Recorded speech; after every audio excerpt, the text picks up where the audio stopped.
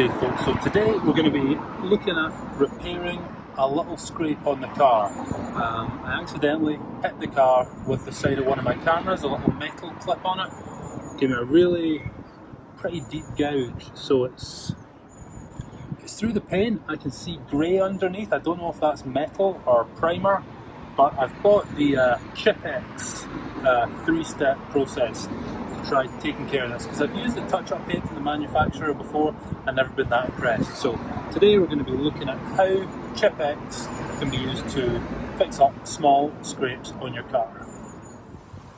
Okay, so the first step in the process is, or in fact it's not even the first step, it's like before you do the first step, is to use their blending solution just to clean out the area to make sure there's no sealants or waxes left.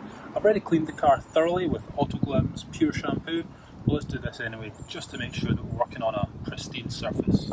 I actually compounded the spot a week ago just to see if that would solve the issue. It didn't, but that means there's no wax left. Alright, now we're going to apply step one, which is the paint. So Chipex asks you for your car paint code, which on this car you can find in the passenger side door jamb. And so this colour is Mini 851, otherwise known as Chili Red. So looks pretty close to the colour on the car already. Now, according to the instructions, you're supposed to use one of these little micro applicators. Get the paint right in there, and then they give you rubber gloves. You're supposed to dab it in. But it also says that if you have a deep rock chip or gouge, that you should just use this and let the paint sit proud of the surface. So I'm no expert, but I would say this is a pretty deep gouge. So I am just going to use the little micro brush, blob it in and leave it to dry. It says that if you dab it in, it should take 1 to 2 minutes to dry. But if you leave it proud of the surface, it may take up to 15 minutes. So I'm going to do that, leave it for 15 minutes and then come back and see how we do.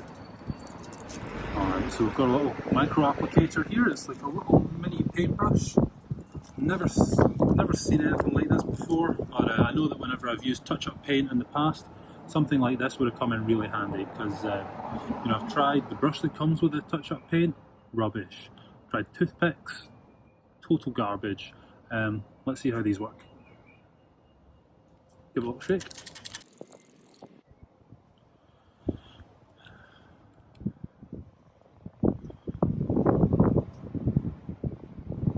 Smells just like car paint. Don't know why I smelled it. Don't smell the stuff, kids. Right, dipped it in.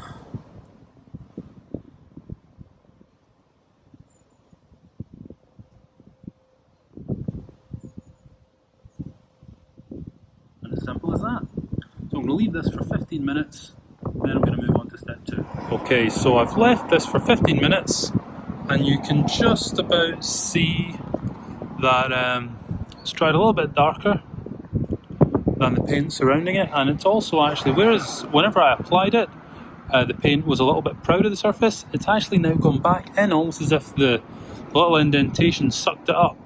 So we're going to go on with step 2 now, but I have a feeling we might have to repeat this step because it must have been quite a deep gouge.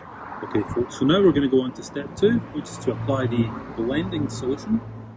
So in the pack you get a little foam brick, and you also get several of these little, we call them silk cloths, they feel kind of plasticky, but you get several of them. I'm not sure if the material is important, or because I mean the paint and the blending solution, I mean you get a ton of this will last you forever, whereas you only get like 5 of these. I don't know how many you get, but you only get a few.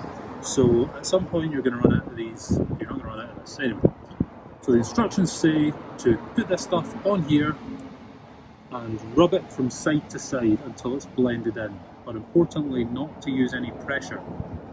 So let's see how this goes.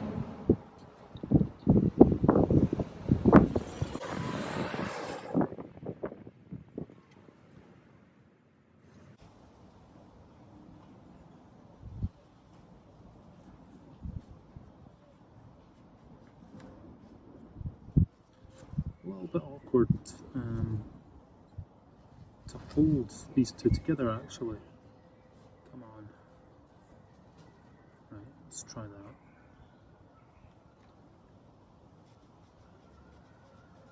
I'm just going to go left and right. Maybe I should try up and down as well, because it's like a horizontal horizontal gouge. I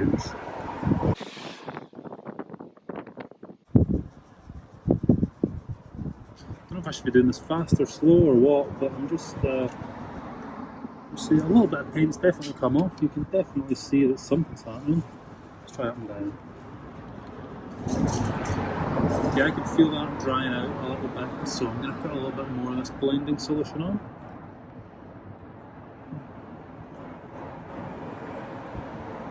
Whoops. Get the whole thing off.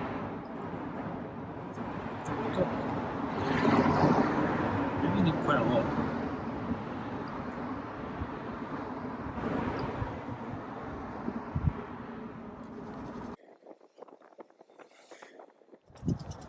I've got to say, having even just put the paint on, I mean, it already looks better than it did before. I mean, you would have to look closely to see it, and we're not even through all 3 steps yet, so far I'm feeling pretty positive about this. Although I think we are going to have to do this paint again, just because I think it does say you may need to repeat the paint step, because it's just dried out and there's just not enough. So we'll finish this off, dry it off, and then we'll do the paint again, eh? Okay folks, so I've just applied another bit of paint, but before I did that, I actually used the blending solution again, but I used a little bit of pressure, whereas before I was literally just rubbing it side to side. This time I held the brick, pushed my finger on the back of the brick, and rubbed it that way, and I found I got a lot more of the paint off that way, but it stayed inside that little gouge. It didn't shift any of that. So I've just put another coat of paint on, and we're going to leave it for give it 10 minutes, and then we're going to come back and see how we do with the blending solution again. Okay, so that's 10 or 12 minutes has gone by since I applied the second coat of touch-up paint. Now you can probably see that I'm not sure if it's actually dried proud of the surface. You can still see the outline of the damage beneath, but it's definitely built up a little more, so I'm going to apply some more of the blending solution, and we'll see how it's looking then. We might go for a third coat, or we might not. We'll see how it looks. The first time I applied this stuff, I followed the instructions exactly. It said just to let the chemicals do the work, don't apply any downward pressure at all. And I've got to say that was really getting me nowhere, sadly. So I applied, rather than apply no downward pressure, I applied a little bit of downward pressure, and that got me much faster results. So let's try that again, okay? A little bit of the blending, I put a fair bit more of the blending solution on the second time as well. So let's try this.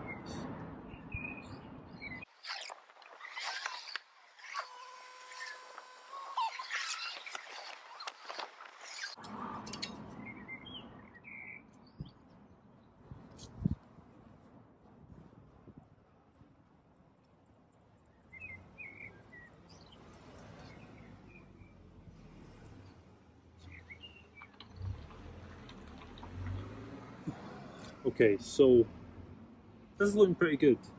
You can still see the outline of it, but the paint is perhaps a little bit darker.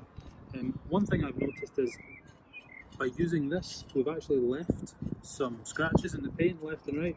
Very minor scratches which you'll be able to get out, no bother I think, possibly by hand. I don't think a machine polisher would be necessary. Step 3 is to use a polish, so I expect once we use that, these little scratches introduced by this will be looking just fine. I'm going to bring you a little bit closer, but this is looking alright.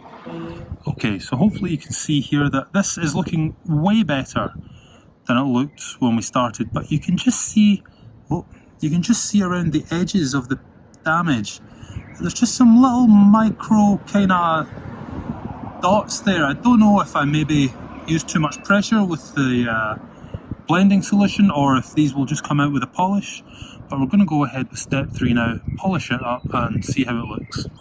Alright, so applied with the Chipex kit you get step 3, polish, and a little yellow microfiber, which is pretty soft. It's actually very nice microfiber. It's paragonmicrofiber.com is apparently who supplies it, but very nice.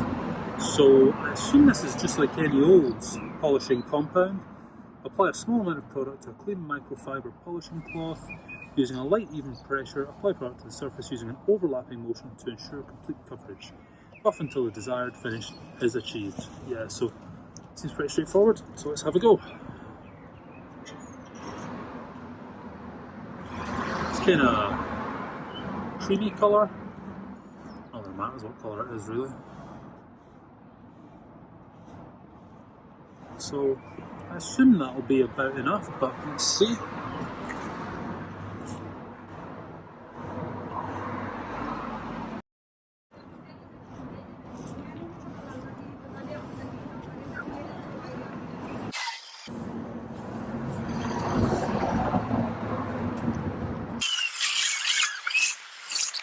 Man oh man, you'd be here forever doing this by hand.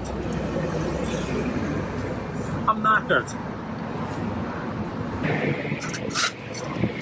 Okay, that's unfair. It does actually, it looks good. Using this polish, I mean, you've got to put a bit of elbow grease into it, and I expect following this up with a machine polish it would look absolutely excellent. But already I've been doing this for what, 2-3 minutes? And I mean, this is better than any rock chip repair I've ever done before, so far, pretty good.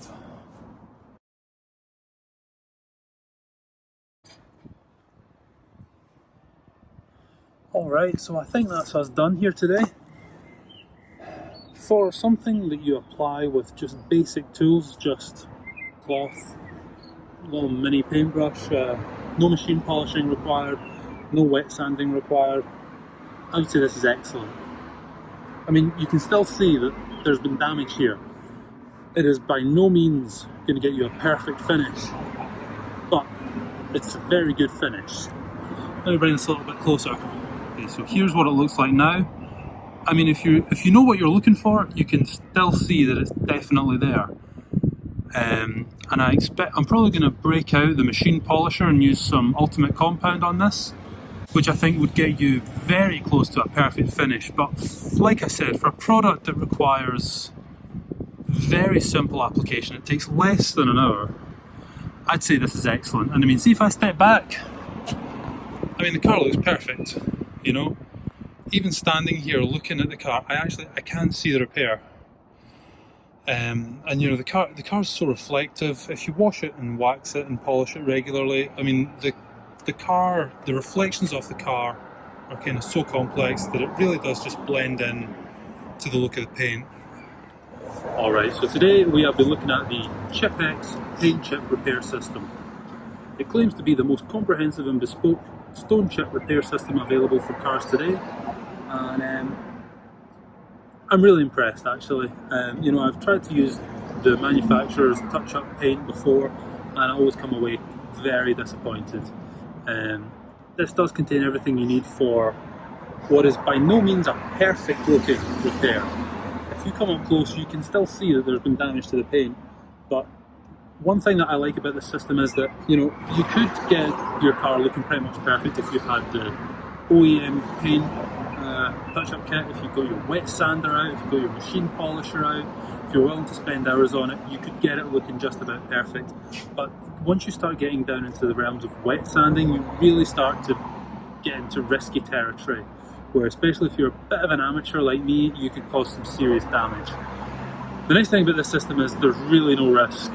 You know, I could have gone nuts on this and it would, you know, not have been a problem. You know, I'm not going to make the problem worse with this system. And although I have said it doesn't look perfect, if I stand right here and look at it, I can still see it. But see if I take a step back and look at the car, I would not be able to see this damage. I mean, this is minimal. And, you know, if you are an enthusiast like me, and you get the machine polisher out, I expect if you spent a little bit of time with Meguiar's Ultimate Compound on here, finished it off with something like Ultimate Polish or Super Resin Polish, stuck a nice wax on there, I think it would look absolutely spectacular. So this is definitely a product I'm going to continue to use. I've got quite a lot of rock chips on the bonnet of the car, so I'm probably going to have a go on them, and yeah, I would recommend this.